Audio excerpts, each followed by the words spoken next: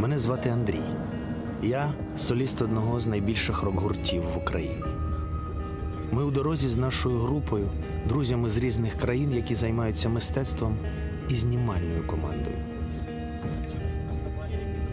Ми на шляху туди, де маємо відіграти, мабуть, найважливіший концерт у нашому житті.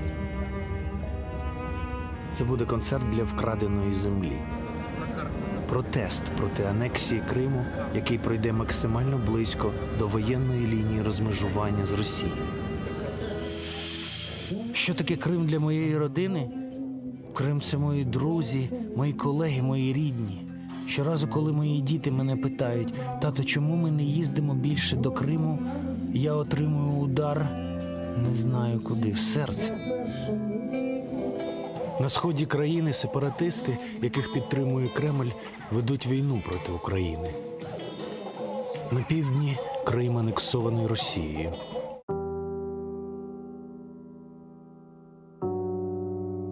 Ми музиканти, а не активісти.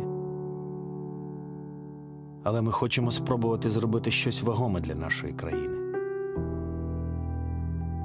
Ми хочемо, щоб якнайбільше людей дізналися про українських політичних в'язнів, яких утримують у російських тюрмах. Це фільм про те, як я почав протестувати, як я вирішив спробувати допомогти своїй країні. Я музикант, що пише пісні про кохання, але я хочу використати свою сцену, щоб допомогти моїй країні бути почутою в усьому світі.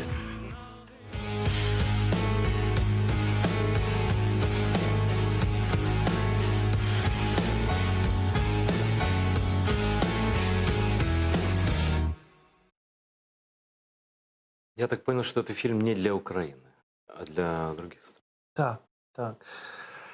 Этот фильм снял очень именитый, талантливый режиссер Эндрю Смит. Спродюсировали его, кроме нас, режиссер и продюсер Белорусского свободного театра. Вот. И этот фильм был частью, он снят давно.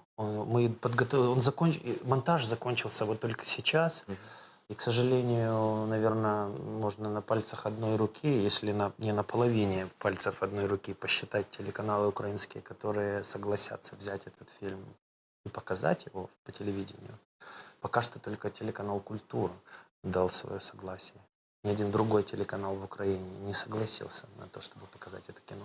Он был снят в рамках борьбы за то, чтобы сделать медийными, максимально медийными во всем мире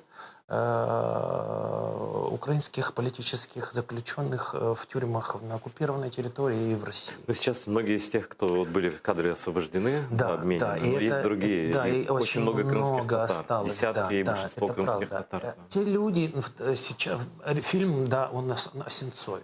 Но Олег, теперь уже мой хороший знакомый, я очень рад каждому звонку. Он звонил мне вчера, просил музыканта какого-то, чтобы он ему фильм, там что-то. И у меня улыбка была до ушей, 32 зуба. Он мне звонит каждый раз, и думаю: Господи, какая прелесть. Он мне просто может позвонить, сказать, что он снимает кино где-то там. Ему нужен какой-то музыкант на студию. И я все говорю: да я, конечно, любых музыкантов, только будь.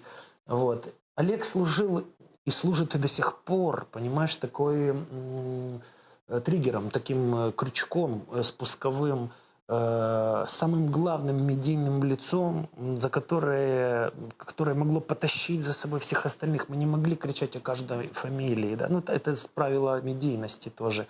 И он был самым известным, и все силы были направлены... Ну а сейчас не утратила актуальность вот этот месседж, так как Олег Нет. уже год на свободе? Нет, конечно.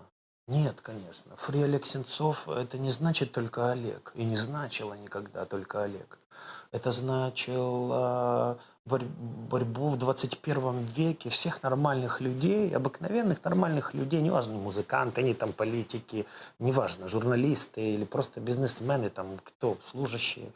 Борьбу против политических репрессий.